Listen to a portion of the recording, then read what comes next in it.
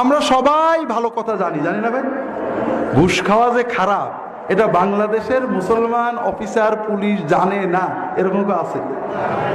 তবুও খায় কেন? ঘুষ না খেয়ে কি বাঁচা যায়? সবাই খাচ্ছে।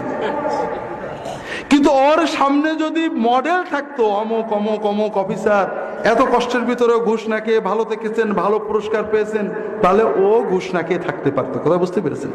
তাহলে মানুষের জন্য দুটো জিনিস লাগে, একটা হলো ভালো শিক্ষা, আর একটা হলো এই শিক্ষা বাস্তবায়নের ভালো মডেল। একটা কথা আমাদের বুঝতে হবে, মানবতার জন্য ভালো শিক্ষা অনেকেই দিয়েছেন।